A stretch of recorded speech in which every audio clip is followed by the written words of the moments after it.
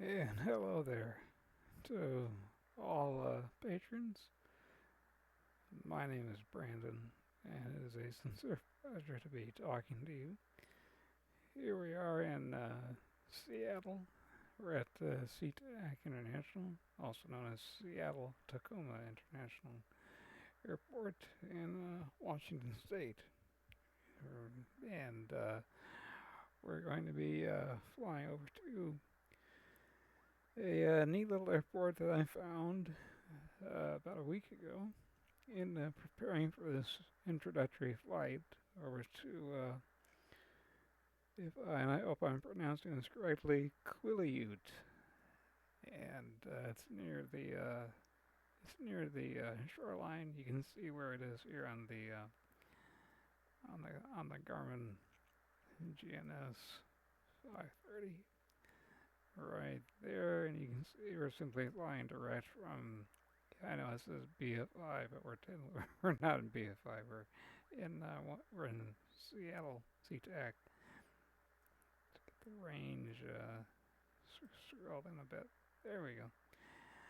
So let's get in the air, and then we'll talk about what this channel is all about for you patrons who are on Patreon.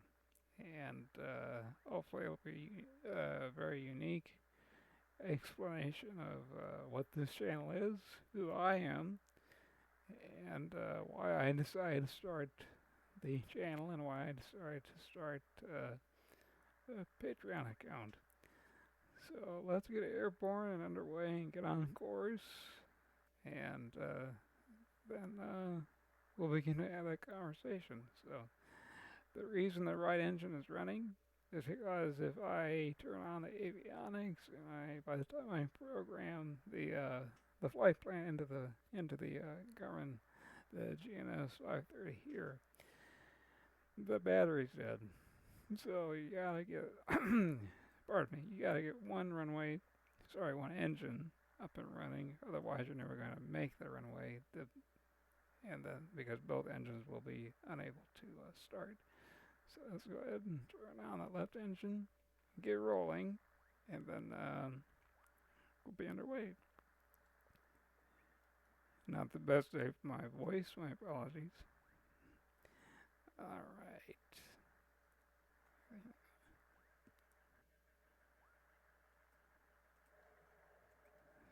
Max got it there. There we go. Up and running good. Just looking at the engines here. Engine gauges, that is looking good. EGTs is where they need to be when they're idling. Looking good.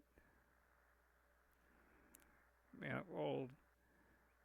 Alright, and today in Seattle the winds are out of the south.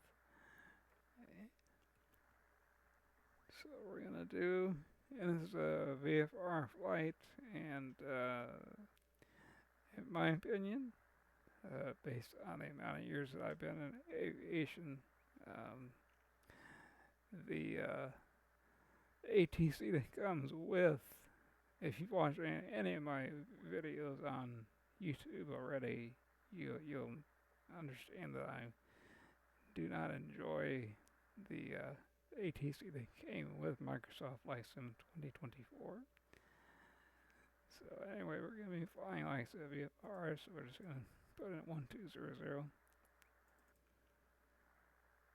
And it's a VFR flight. And we're going to pretend that we're talking to ATC somewhere along the way, and we'll change frequency, and we'll turn on altitude reporting, and we'll get underway.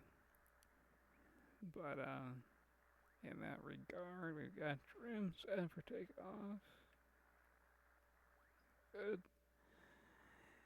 And lights, we don't need any other lights on. Temperature in Seattle right here is 13 centigrade Celsius.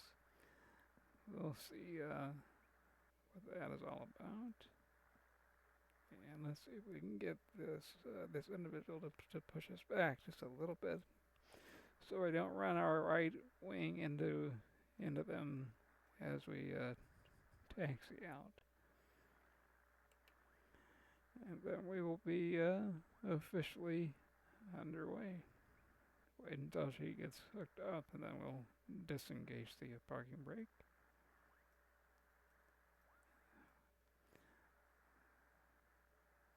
Alright, we're hooked up. Parking brake is off.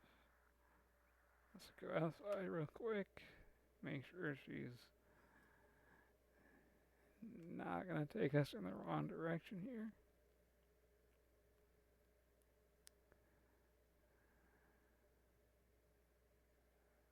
I think that's good.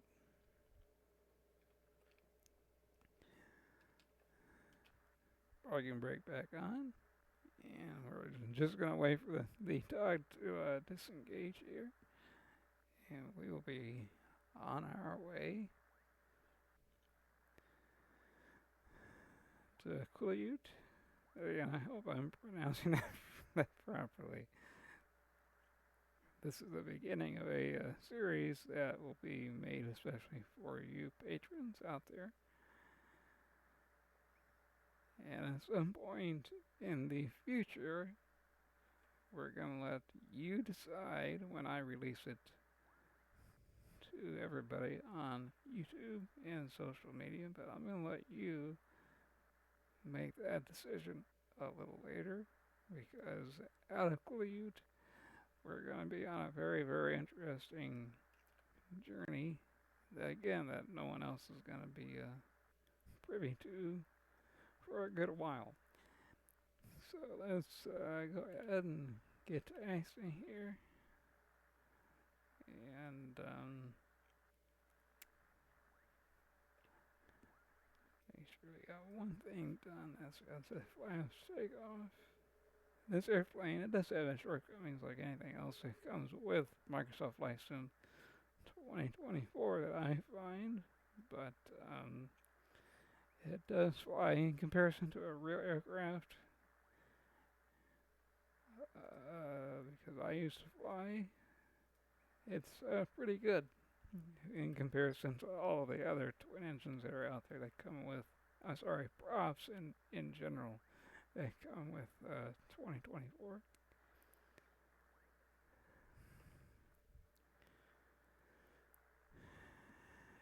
And since we're not utilizing ATC, and it looks like the ground traffic doesn't seem to mind what's going on, even though they're supposed to give way to aircraft.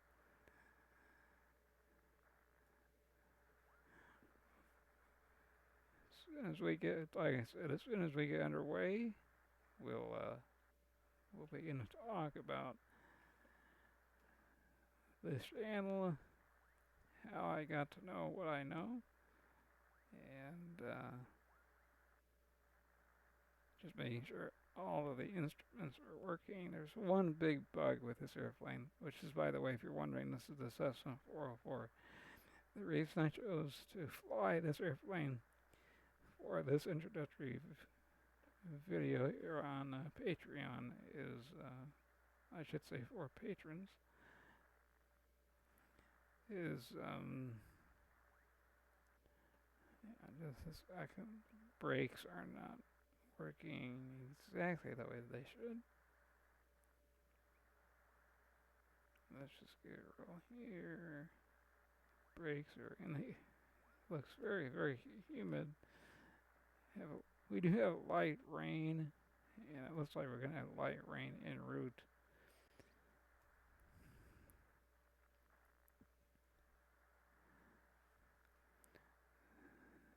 Which is, this is only about the second time I think that I've flown in rain. Let's turn on the weather radar over here.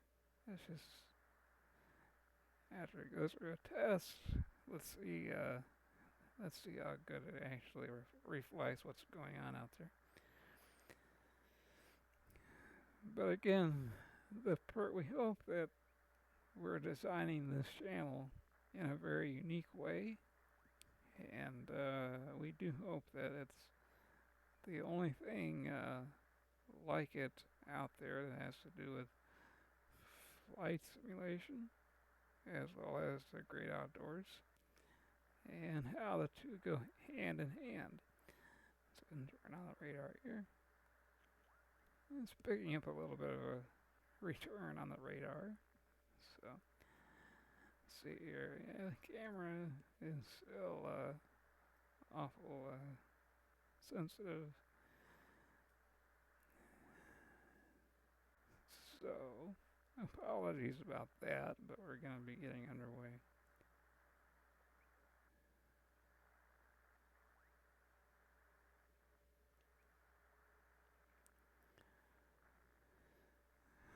We're going to do we will be doing a run up on both engines here in just a second. We're just going to get here at taxiway Delta 16 left. Very good. Well, as I was saying, there are commonalities between flying and fly fishing, and we're going to be getting into all that. And the reason I'm going to hold short here is because I know there isn't any other traffic. I disabled it because traffic just doesn't work well. Now, if it does, after the next big update for Microsoft Flight Sim 2024, then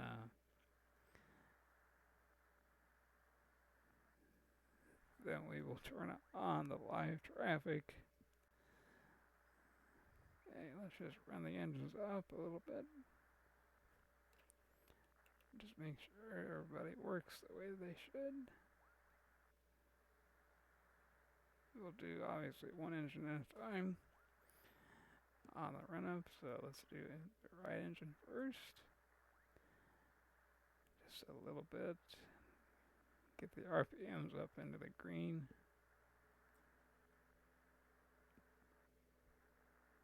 Turn off the right mag. See if we get a little bit of a drop.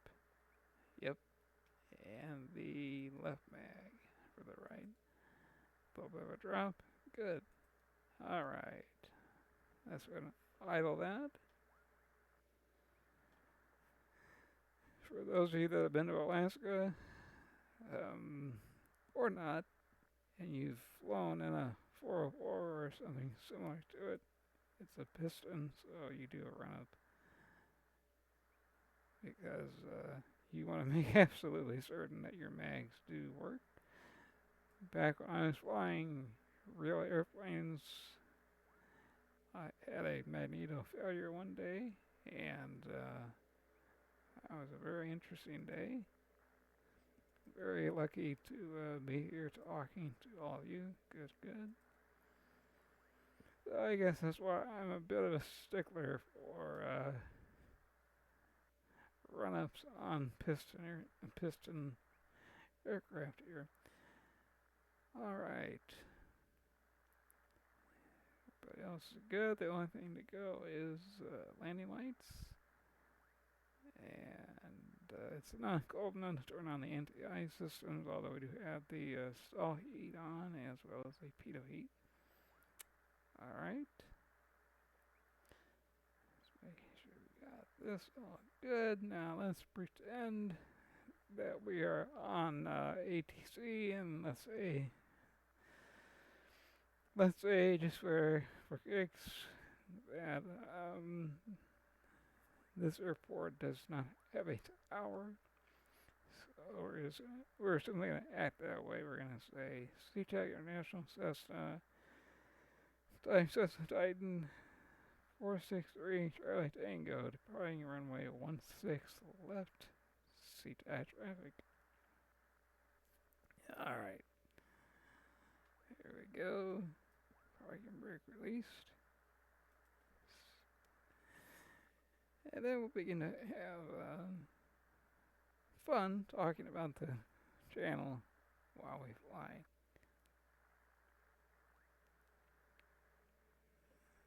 Alright.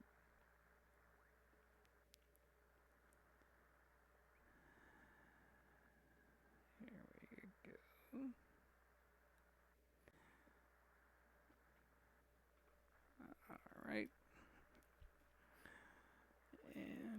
all we got here. Yeah, CTA for some reason has got some of the bumpiest runways. It's really nuts. But there we go. If you want to rotate right about there, yeah, we hit another bump just as we were rotating. Why that happens, I have no idea. Positive rate, gear up, and flaps up as well. We don't need them. We do need more trim.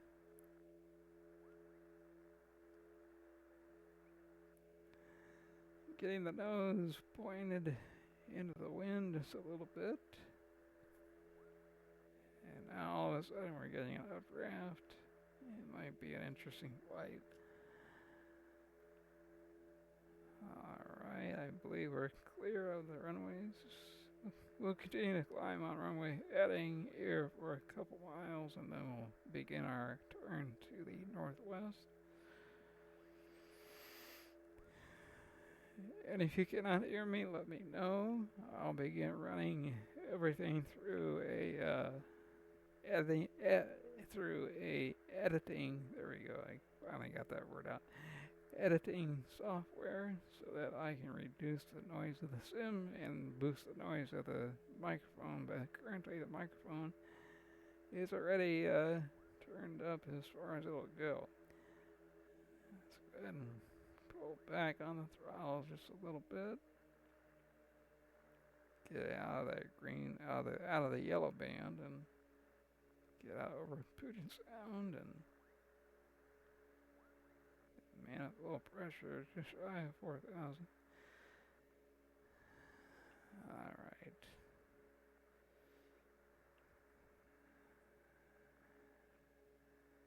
Let's look at just a brief view of Puget Sound here.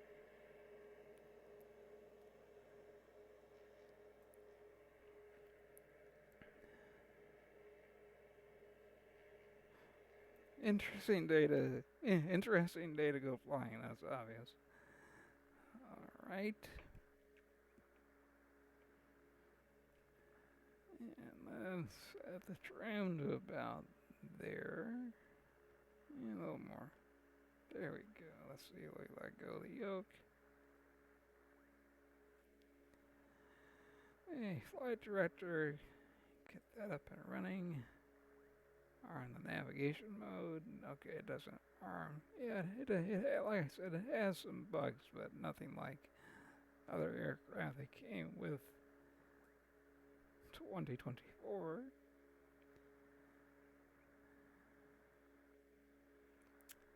And we are going to be flying about 10,000 or so because there are mountains between us and the destination. So hoping for better weather, but this is what we've got. We're going to stay below the cloud layer, so it's just a matter of me finding where that cloud layer is, which I think I found it. And if we do have any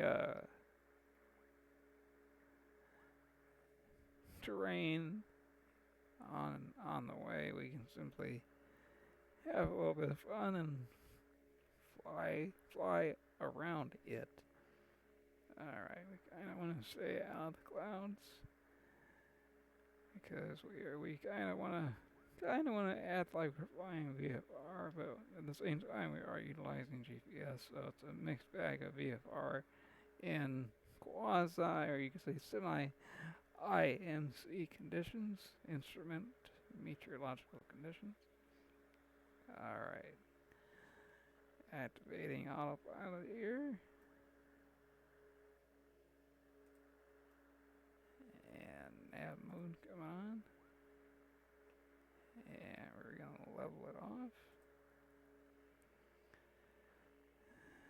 And now we can begin to make sure the prop sync is on. Although if you've flown real aircraft, you'll know that the prop sync in any twin engine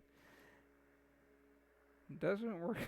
It's kind of a history of not working that well, even if you've flown like something such as like the Aerostar even that aircraft, it's like nothing ever really, with regard to the prop sink, nothing ever really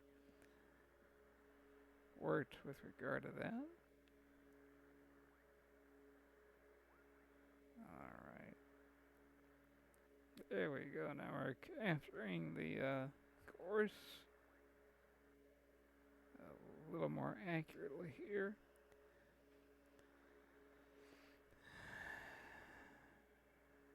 And for some reason, the transponder thinks that we're at 4,500, but the barometric altimeter says that we're at 4,300.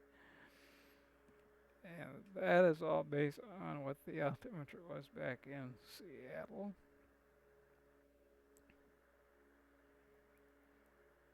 And if visibility here gets a little too thick, well then we'll just go ahead and climb up to, I think 14,000 should do it. And yes, there is oxygen on board the aircraft, so we can fly north of 10,000 with this aircraft. And the engines do have turbocharged in them. So that's why you get that extra oomph that you can feel when you push the engines for takeoff there. Alright, let's just make one little quick view. A lot of people like this view. Looky there on the side of the engine, it says turbo system. Yep, it's got a couple turbos in it. We're getting tossed around a little bit, but that's alright. As I said, it's a very capable airplane to do what we're going to do today, and that is talk about the channel. But let's wait just a little bit. That terrain, I don't like what I'm seeing. It was supposed to be the weather report was showing clear skies. As you can see, there's beautiful sunlight to the left of us, to our 11 o'clock. Let's just get ready. Let's just get ready for that contingency right here, right now. Right about there. And that should do it in case we need to go left and fly in between some mountains.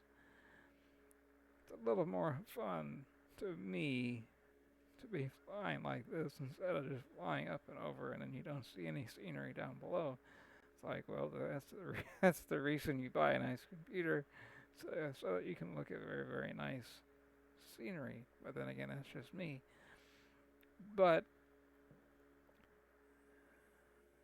yeah, let's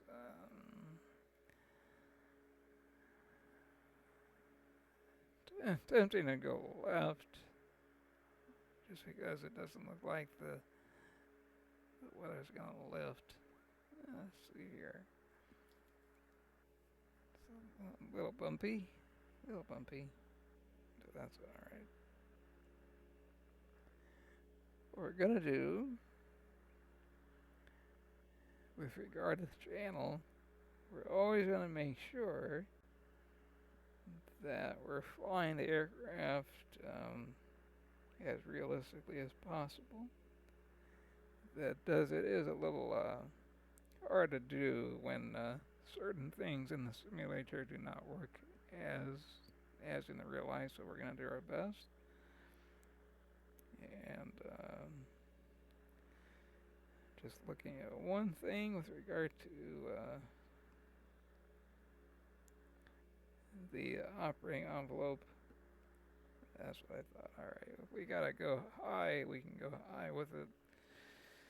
Because we do have a service ceiling in the 404 of 26,000 feet. Like I said, if we go to 26,000, you're not going to be able to see anything. So, and we are keeping an eye on our fuel situation. And we got about 50% in both tanks. But again, the distance to destination is already down to 71 nautical miles, so plenty of fuel. Plenty of fuel. Back to the map. And visibility is looking even more interesting, isn't it? And like I said, we're just gonna play it by ear. There is some, according to the radar, we've got a little bit more rain ahead of us. If you look over at the weather radar, for those of you that don't have a wide screen and you might be watching this on a mobile device, let me show you what we're looking at here with regard to weather.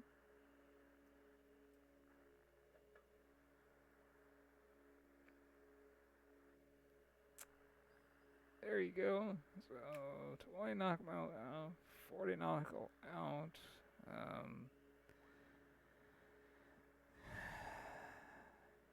Yeah, we should be flying just the edge of that one major cell. There's no thunder or light. There's no lightning, I should say.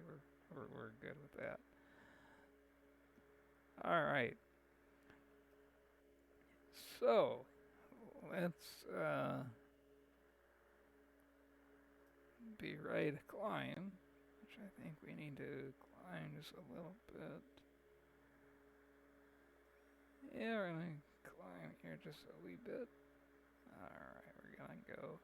And by the way, if you ever do want to fly this aircraft, keep in mind that everything is opposite. So if you want to go up, you gotta go negative with the wheel.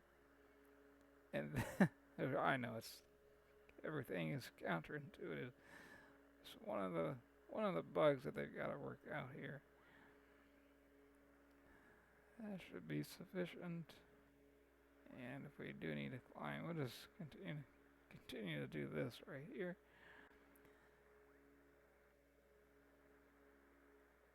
Alright, so as I'm flying, let's talk about the channel.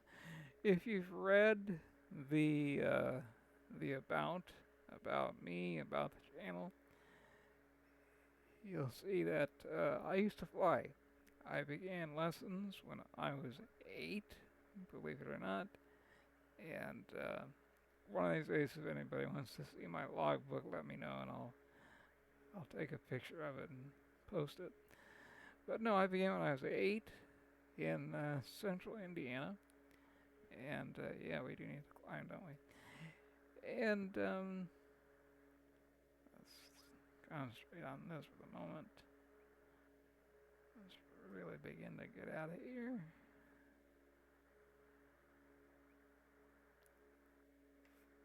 Good, put the power up.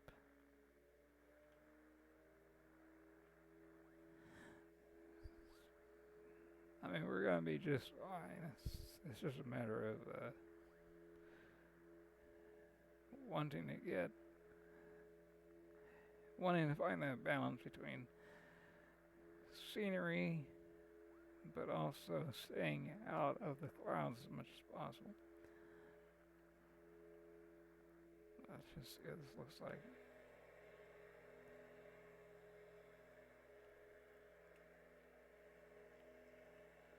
There we go, look at that beautiful view.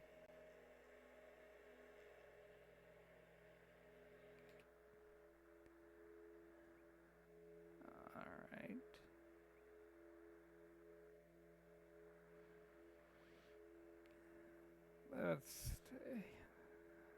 Let's go to 9,000.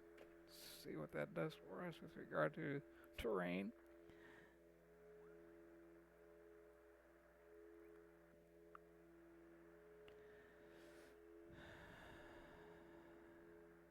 Alright, are we looking up here? Let's look up this way so we can see what's going on.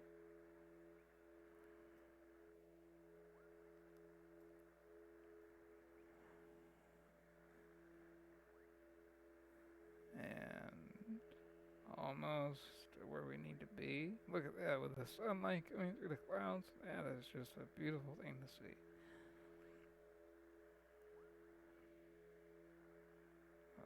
Right. Let's just expand our view of where we are. There we go. So, back to about me and about the channel. As I said, I began flying when I was 8. I began lessons. I began flying in Piper Tomahawks, Tomahawk 2 to be exact. Cessna 172, which was tricked out. I mean, it had every bit of avionics you could possibly think of over 30 years ago. You name it, had HF, VHF, ADF, nav 1, nav 2. It had a GPS coupled autopilot. It did a lot of interesting things. And I also assessed on 152s. And if you've watched my YouTube channel, I did one quick video about the 152. And yeah, let's just take it to 10,000 here. And yeah, we're gonna go left. Let's go left just a little ways here. Can't see anything directly ahead of us, and the weather radar confirms it. So anyway, yeah, right about here. The heading I set up should be good enough. Yeah, we'll just take this to the right a little bit. So, that is when I began my career, if you will, in aviation. And then years later, I had to quit flying. I began having some medical issues, and nobody knew what it was. But I knew I had to quit flying, which was a big bummer, as you can imagine. And let's just get above this stuff. And so it's a very, very rare syndrome. It affects muscles, including the vocal cords. And so I always do my very, very best to talk as loud and distinct as I possibly can with proper diction. So it was a major bummer, but I was able to turn that into something positive, and I entered the world of business aviation. And at a young age, I was in my late 20s. Actually, no, wait, I was in my mid-20s. I began working for an aircraft broker out of Tucson, Arizona, because I was living in the outskirts of Phoenix.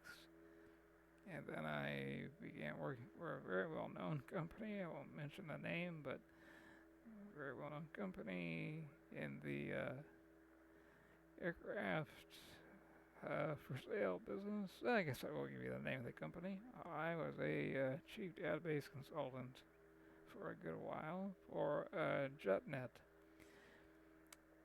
And we did some very unique database builds for that company, because they wanted to get into the commercial airline space, which was my specialty. And I worked there for a good number of years.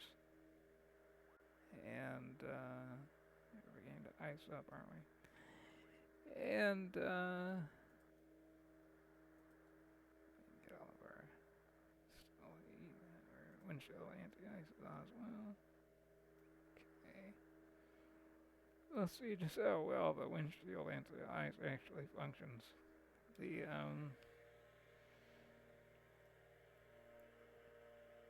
let's see here. I got ice. It's always hard to tell if it's ice or if it's a texture problem with the sim. on the leading edge of the wings. You can just sometimes, it's so difficult to see what that is.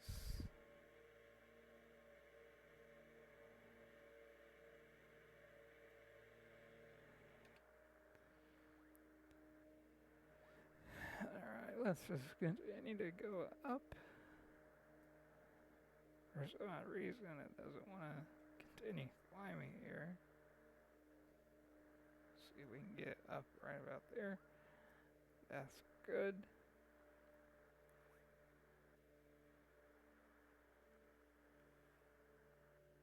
And we're good to go there.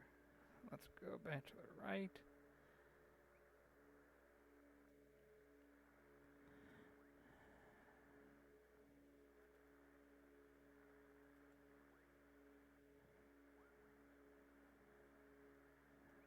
I can tell the engines do not like the anti-ice being turned on, but we're trying to avoid terrain. Let's just level it off right here.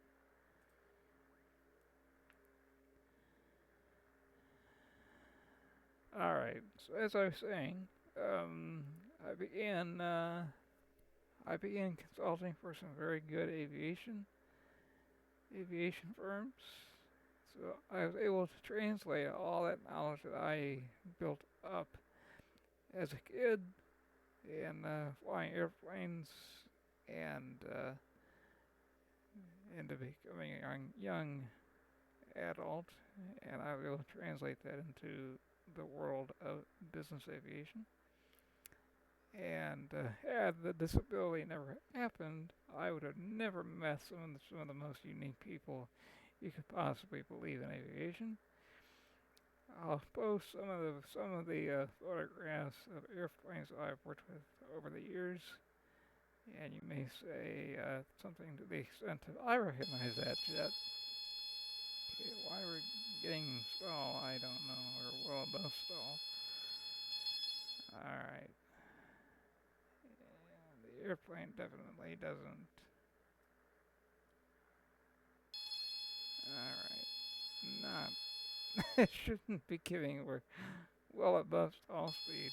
I don't understand. Alright, here's what we're gonna do. We're gonna turn this, bring the nose down here.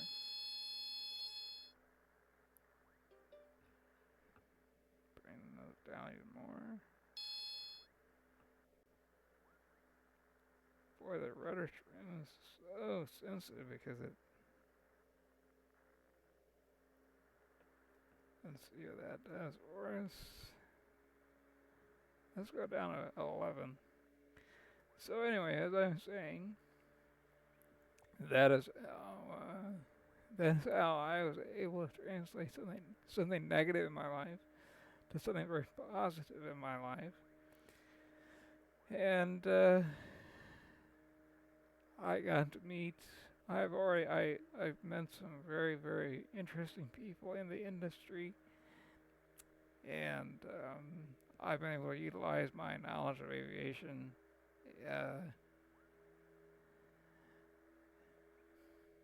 to work alongside some very well-known people in the industry, and I was very, very fortunate to be able to do that when I was very young. In my late 20s is when, as I said, when I began doing it. And then I really began doing it even more so into my 30s when I was asked to become a director of sales for a MRO and completion center based out of Zurich, Switzerland. They did work on BBJs, ACJs. We were a Bombardier Authorized Service Facility, a BASF, so we did work on everything from Lears to Challengers to Globals back in the day when we used to call them Global XRS or Global Express. and we did some very unique modifications of aircraft and things like that.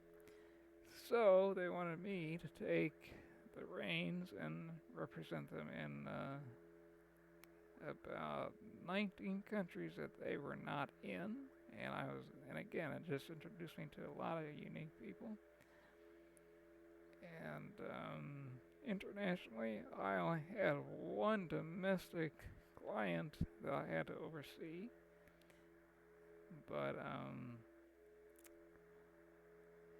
all of my work was outside of the country, and it was from Mexico all the way down to Chile and Argentina, and all the way over to Australia. So, had this neuromuscular syndrome, had I not contracted it, I guess is the best word I can think of at the moment. Had I not contracted it, I would have never done what I did in my career thus far. So, very, very, very important lady in my life said, you need to really share your knowledge and everything with people out there. I said, well, how am I going to do that? So for over a year, she said, well, there's this thing called YouTube. I said, yes, I know exactly what YouTube is. Well, you guys should get on YouTube and, do some videos and things like that. And I said, oh, okay. So I've done some, and the perfectionist that I am, speaking of that, parking brake was on from retracting the gear. Hopefully they fixed that bug. So, this is the reason I have started this channel, and that is to teach you what I know and to also teach you what you want to learn. I don't think there's another channel out there that does it. What I want to do is I want to hear from you. In other words, I want to know where you want to go. What specific do you want to gain in knowledge? Any questions that you have? If I don't know the answer to the question, then I will contact somebody in my circle of aviation friends, and I'll get you an answer. I've been very, very blessed to have, as I said a little while ago, some very interesting people, and I keep in touch with them, and they're very, very good friends of mine, and they have upwards of 50 years of experience in the industry. And let's go and bring those throttles back a little bit, get those engines back into the green arc, so long as we don't sacrifice too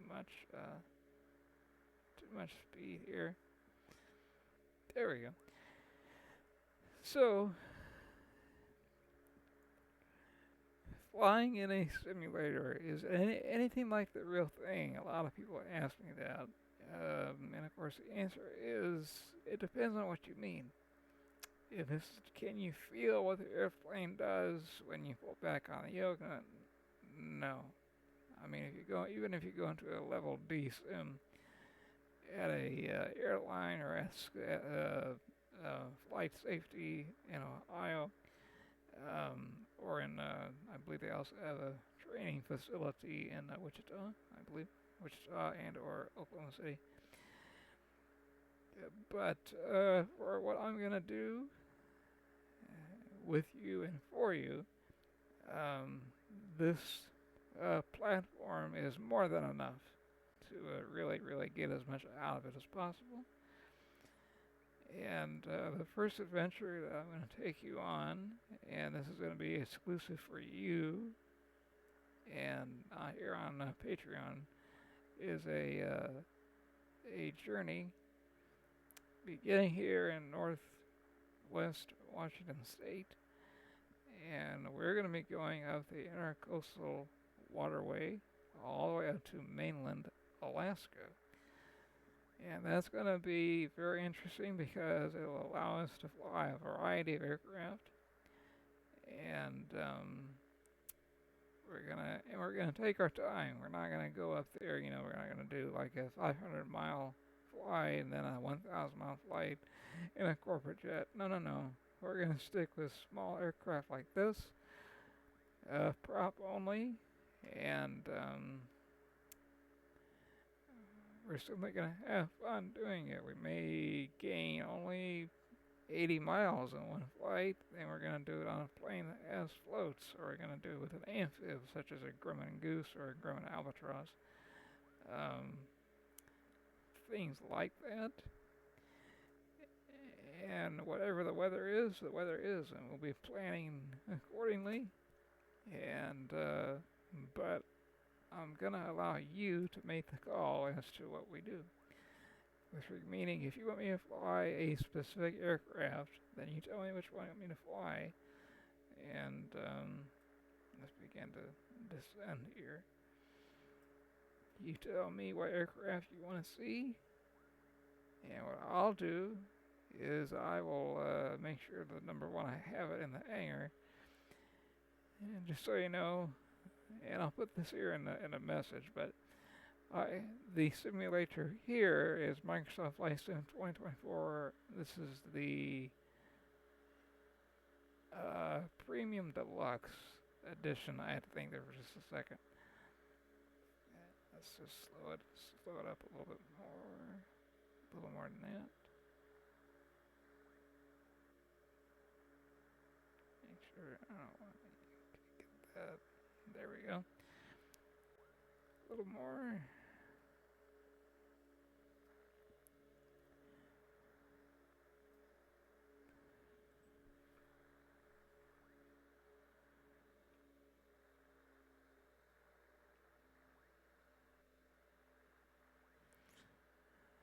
All right. And if you're wondering why am I doing it this way with regard to getting out over the Pacific, because that is the only great way to see the runway. I tried this already, trying to find the runway by following the route. It's just not possible. But again, that stall warning that you heard, we were at 90 knots indicated. It should have never gone off in the first place. I think it was just responding, even though the anti-ice for it right there it's been on since we took off from Seattle. But it makes for an interesting adventure, and something that you can only do in a simulator such as this. So that is one of the things that you can get out of it. You can learn from it, and believe me, stall warnings. I've been to Alaska myself in real life. I've been there more than once, and you'd be very, very amazed as to what some of those guys do when they fly. Not for me, that's for certain. But let's just make sure we've got the latest METAR from Quillaute, Quillaute.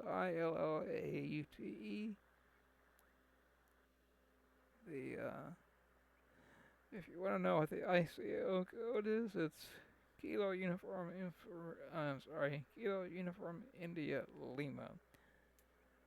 And we just want to get the latest weather. Okay, light winds, there are hardly any wind. So we'll be landing to the east. 2978 on the altimeter. So just one notch above where SeaTac was. Let's make that turn to the right. Right about now. There we go. And bring it back even more.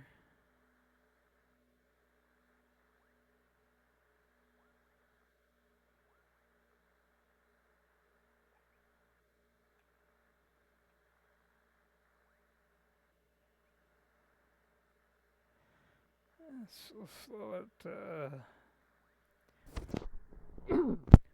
pardon me. Let's slow it up a bit.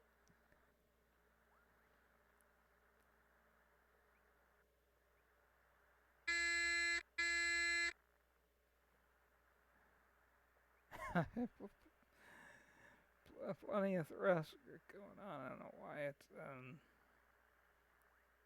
I decided to do that. I have no idea. Okay, let's look at the visibility going into the airport. Alright, let's go ahead and level her off right about here.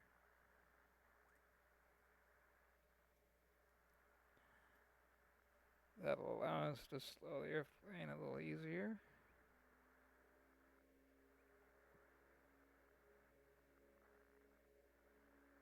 Yes, rain out over the Pacific. Looks pretty neat. Let's go.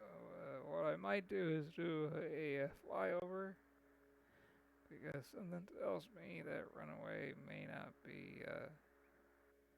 be all that visible, and if it isn't, well then we'll just head on back to Seattle.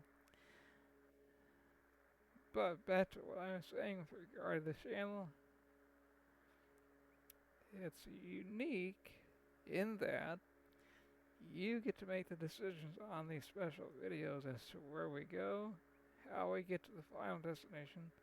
So in the first adventure, let's just call it an adventure because it's going to be one, especially when you're flying up the intercoastal waterway between British Columbia. Then as you get up into Alaska, it'll be a beautiful, hopefully a beautiful, beautiful scenery that Microsoft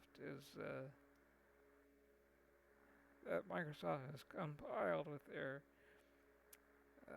their version of Google Earth, so to speak. Let's go right just a little bit more here. And let's go down another a little bit more. Let's see, what is our altitude in? It is. Alright. Here comes a little range hour right there. Let's see here.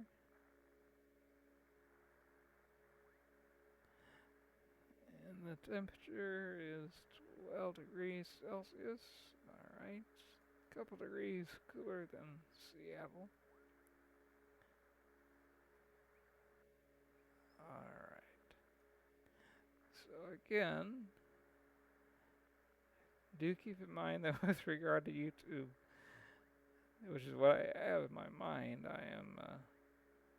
I am new to being a so-called content creator, so I'm always trying to do my best in giving you the best information and the best content I possibly can. And it'll be jam full with information about the aircraft that I'm flying, how to properly operate it, the history of it. I have my library, as you might understand, is filled with more books on aviation than I can possibly imagine. Alright, take this stuff off, we'll leave that on, we'll leave the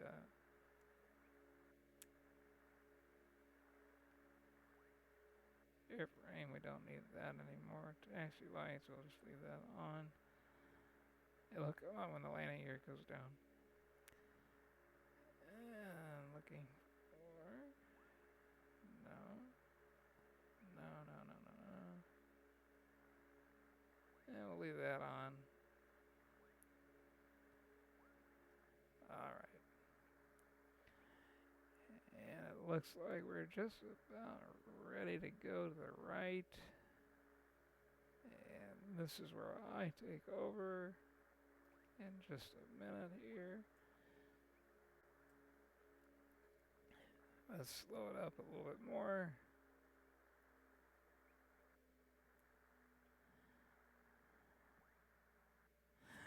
As I said, we may need to fly over it. The last time I came out here, I actually came out here in the citation longitude of all things, and I could not find the runway for the life of me.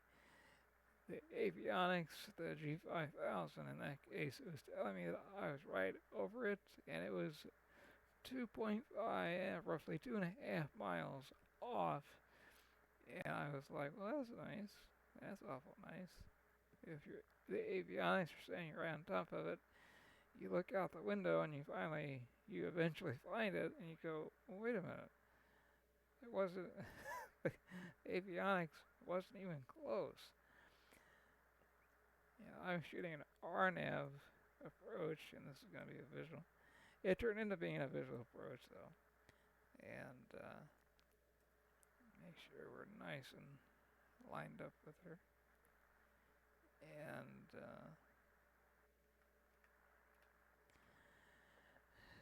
but anyway, I hope that kind of sums it up as to what this channel is all about and what I want to do with it. And there will be content that you will be able to purchase. Somebody is already working on swag, as they say, some cool swag for the channel. And I will be attending a couple of aviation events this year. So getting the channel up and running alongside starting up my own company, it'll be interesting. There's an airport. We will be going to Oshkosh, I believe. And by that time, hopefully we'll have enough people to where you can track me down and we can meet in person. And that would be a blast. Because a lot of people that'll be watching this channel are going to be going to Oshkosh themselves. Go to traffic, Cessna, Titan 404, 463, Charlie Tango, inbound for runway 14. Go to traffic. Alright. Let's see what it looks like down there. The wind, again, the wind is variable. According to the latest METAR. Let's see what we got to deal with here. Alright. Well, it's supposed to be rainy, and it isn't. That's nice. Makes things a little easier. Alright, let's turn back around. Come in and make a nice, safe landing. You should have seen the landing with the citation longitude that I did. I should have filmed it for YouTube, but I just did it on my own. It was a very interesting landing. It was part aircraft carrier landing and part part aircraft carrier landing and part business jet landing. And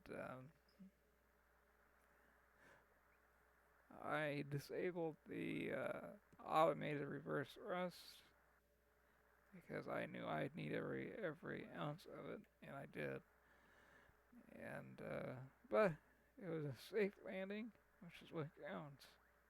So let's put flaps out to takeoff position here, and we're going to get the landing gear down, and it'll turn on the parking brake. Yep. You'd think that Microsoft, or I should say Asobo, would have caught that error. They obviously did not. And let's get the props up. And let's get nice and slow. And as low as we can. Alright. Get those flaps out there. There we go. I'm gonna begin to try to use my Tobii Eye Tracker 5. Um,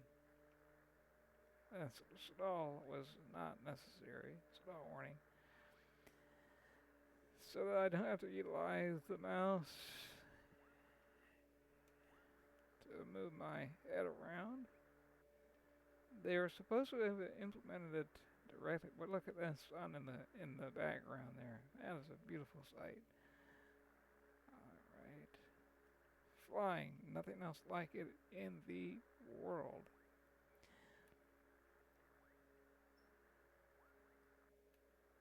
All right, yeah, a little bit of a for the weather report to be reading. Oh no, it's the weather is variable winds of 4 knots. Really? This feels way more like crosswind to me. Alright, just let it ride the ground effect. There we go. There we go. It was supposed to be more center line, but the wind was pushing me.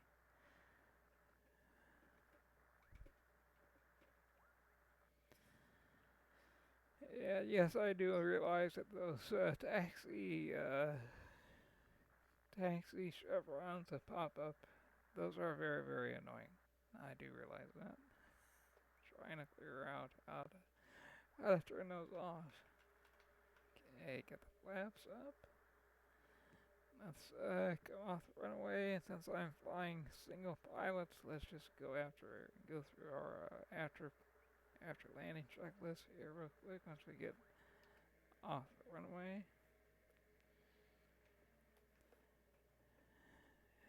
As you can see, I did not utilize any map for assistance. I simply plugged it into the Garmin unit here, and I try to do it as, like I said in the beginning, I try to do it as realistically as possible. Which for me, you're not gonna get anything less. For people that know me in real life, that's just the way it goes with me. We do it as realistically as possible. Okay, it's supposed to go into the off position. No, off. Hopefully that means off. Hey, taxi lights. Now the landing gear's down. They work. Strobes are off. Let's see what everybody else off, off, off. Avionics, speed of heat, no longer required. Alright. Turn everything off as soon as we get parked here. There we go.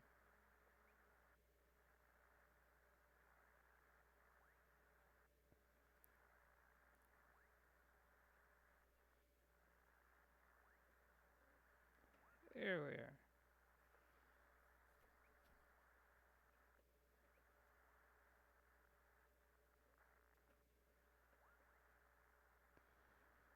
So, again, that is me. I know the about me part of the audio was broken up between me avoiding mountains and getting ice off of the aircraft so we could see and properly fly it. But anyway, that's who I am. And again, my name is Brandon, and that's Brandon. And hopefully you enjoy this type of content. I know what kind of videos other people do on YouTube, and we're gonna try and do things along with a lot of stories that other people with this type of simulator would not tell you, because I've been very, very fortunate in life to have flown airplanes, like I said, in the real life, in the real world, and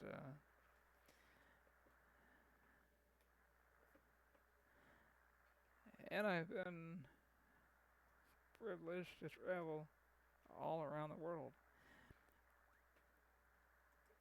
And now I simply want to show people how certain aircraft work in the real world, and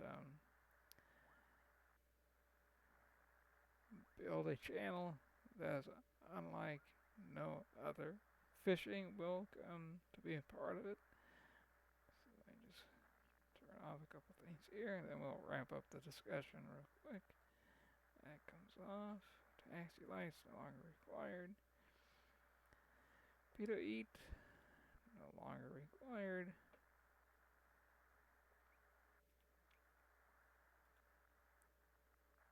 Let's see, I'm still getting used to my new mouse. Off is low. Alright, there we go. Pito eat is off nav. Alright, we can turn off the mags with the gang bar here. Everybody should turn off nicely. And we'll bring our mixtures all the way to lean. So there's no fuel going on. Oxygen's coming off. Don't need the prop sync. We should turn the prop sync off a little bit before landing, but that's alright. We'll leave it where it is. And anything remaining? Navigation lights are off. Turn pumps off.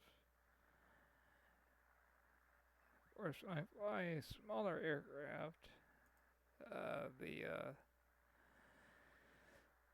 checklist is much easier. It's just mags, mixture, fuel, and then you're done.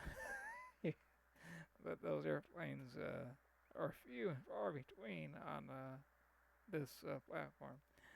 Avionics off. Everybody else is off. Alternators and battery, they'll come off in just a second. Because we do need to turn off our master fuel.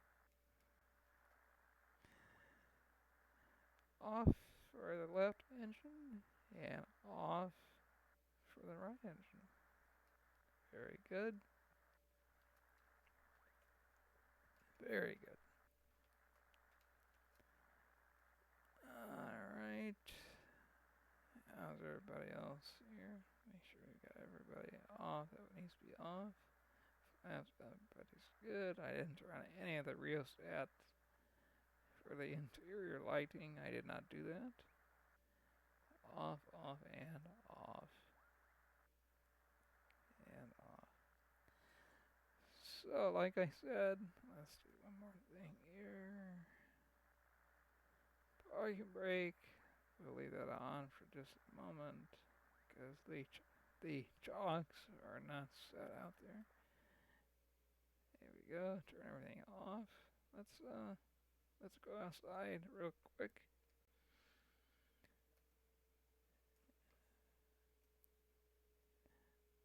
Let's go out the back door. Yeah, I do know that I have my own door. Nicely capped seat. But we want to make it as real as possible, so I'll open this up. Alright, here we are. Welcome to our destination. You can see what we're on the west side now, what we flew through. I was not expecting as much ice buildup as we had. That was interesting, but hopefully some of you got something out of that. And with this sim, especially since this airplane comes with it, the realism factor on a scale of 1 to 10, I would put it maybe, I don't know, maybe a 5 or 6. But it's way better than any other turboprop that comes with the sim.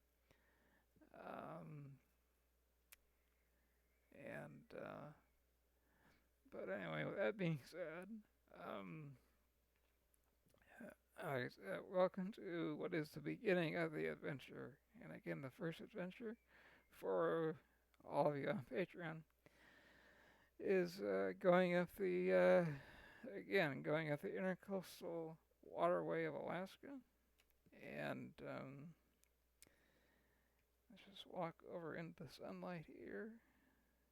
See those landing lights? They should have been retracted, and they did not retract. So that's something to put in the maintenance logbook. But here we are. And again, just to wrap this up very quickly, this channel is about understanding aviation in a variety of fixed wing aircraft. I do not fly helicopters, but fixed wing, I've been at it for, as you can imagine, I've been at it for a long time. Real world, and now here in the so-called space of flight simulation. And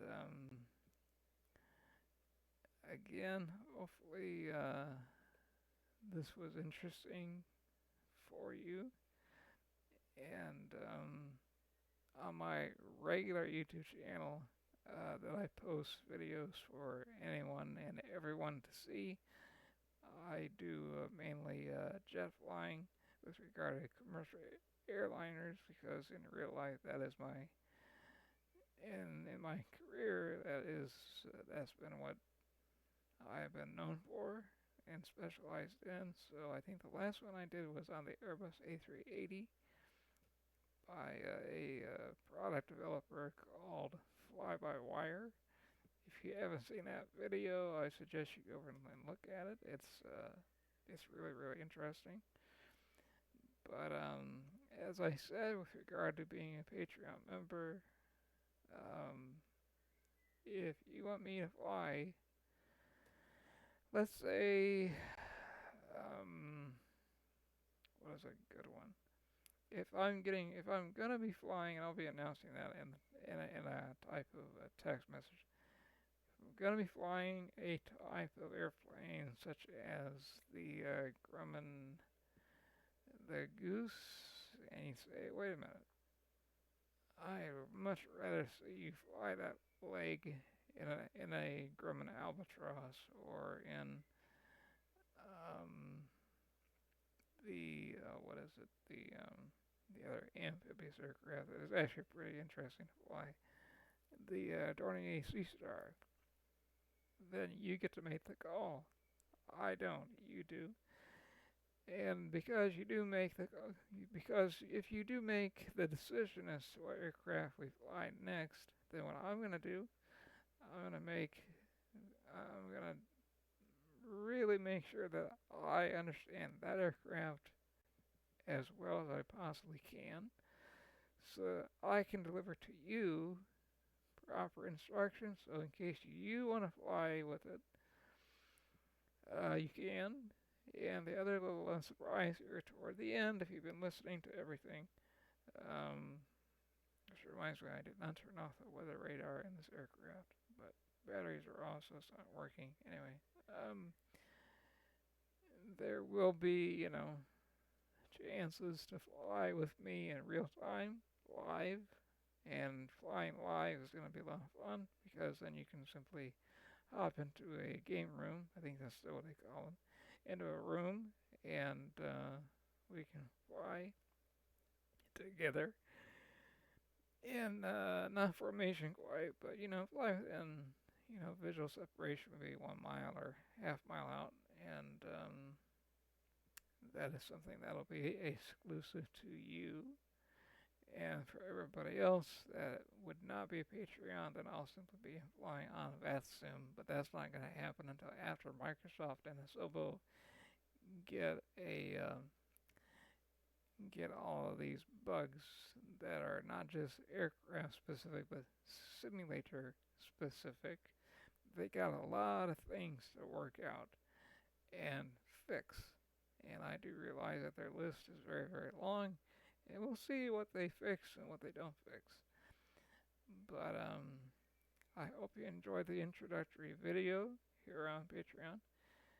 And if any of you have any questions for me, that's another reason why this channel exists.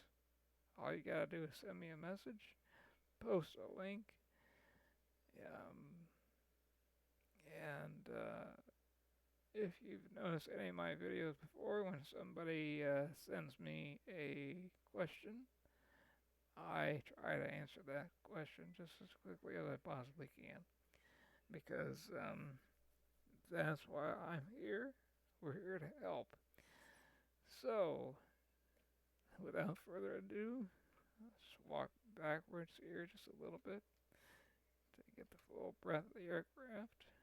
And yeah, the Cessna 404 is a fun airplane to fly. It did handle the de-icing pretty well. Got rid of the ice as it should have. The airplane did not handle as well as it should have in that regime, but like I said, they have a lot of things to fix in this upcoming update, and hopefully icing, when an airplane already has icing turned on, stall warning should not be going off, and it should not be acting like it's already at service ceiling when it's got another 14,000 feet to go until it gets to its service ceiling.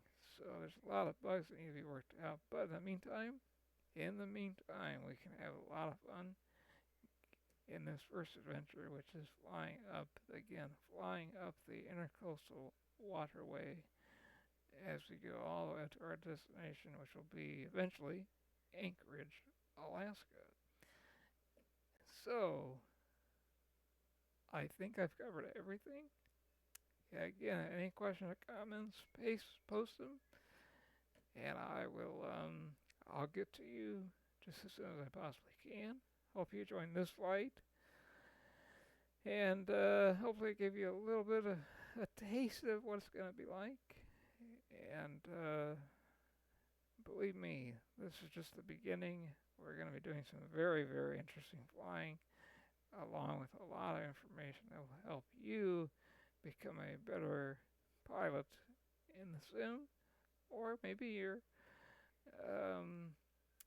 like some people that I know who still fly in the airlines, like when we sit down for lunch or dinner and then we begin talking shop, and they say, "I didn't know that. I didn't know that." You'd be amazed at, they're focused on only knowing how to fly their aircraft they fly. Part 121 in the U.S. and internationally as well. So that is about me and about this channel. And I hope you enjoyed it. I look forward to your comments and have a great one. As I always say, fly safe.